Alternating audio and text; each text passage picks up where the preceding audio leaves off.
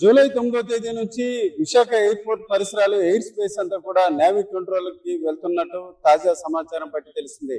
దీనిపై స్పష్టంగా చెప్పినప్పుడు కూడా జరుగుతున్న పరిణామాలు మాత్రం అది నిజం అనిపిస్తుంది. ఇప్పటికే పలు విమానయాన సంస్థలు కూడా భోగాపురం ఎయిర్పోర్ట్ నుంచి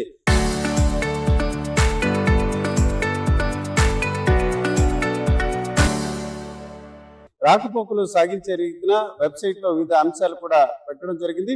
సింగపూర్ కి చెందిన ప్రైవేట్ ఎయిర్లైన్స్ స్కూటీ కూడా జూలై 8వ తేదీ నుంచి విశాఖ ఎయిర్పోర్ట్ నుంచి కాకుండా భోగాపురంలోని అల్లూరి సీతారామరాజు ఇంటర్నేషనల్ ఎయిర్పోర్ట్ నుంచి రాకపోకలు కొనసాగిస్తారు. దీనికి సంబంధించి ప్రయాణికులు సిద్ధంగా ఉండాలని చెప్తున్నారు. అయితే విశాఖ ఎయిర్పోర్ట్ ఒక సుదీర్ఘ చరిత్ర ఉన్న పరిస్థితి. ఏదైతే రెండో ప్రపంచ యుద్ధంలో పౌర విమాన సేవలు అవసరం రీత్యా 1962 ప్రాంతంలో ఇక్కడ విశాఖ ఎయిర్పోర్ట్ కు సంబంధించి పౌర విమానయాన శాఖలకు సంబంధించిన సర్వీసులు ప్రారంభించడం జరిగింది.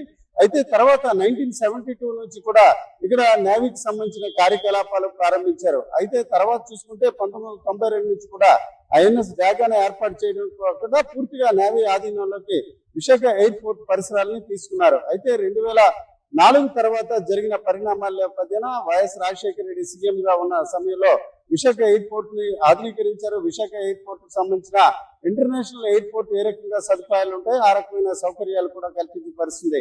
అయితే భోగాపురం ఇంటర్నేషనల్ ఎయిర్పోర్ట్ కార్యకలాపాలు ఈ నెలాఖరు నుంచి అంటే జూన్ నెలాఖరు నుంచి ప్రారంభించాలని ఒక రకంగా సన్నాహాలు జరుగుతున్నాయి.